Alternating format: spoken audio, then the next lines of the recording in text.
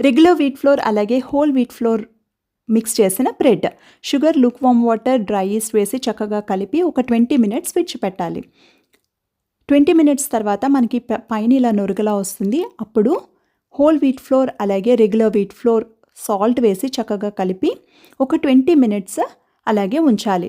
20 minutes పోయిన తర్వాత మనం స్టాండ్ మిక్సర్లో కానీ చేత్తో కానీ ఒక 20 గ్రామ్స్ బటర్ లేకపోతే ఆలివ్ ఆయిల్ వేసి చక్కగా నీట్ చేసి డో సైజ్ డబల్ అయినంత వరకు ఉంచి ఆ తర్వాత ఫ్లోర్ స్ప్రింకిల్ చేసి డోని డివైడ్ చేసి చక్కగా ఫోల్డ్ చేసి బ్రెడ్ లోఫ్ టిన్లోని పెట్టుకోవాలి.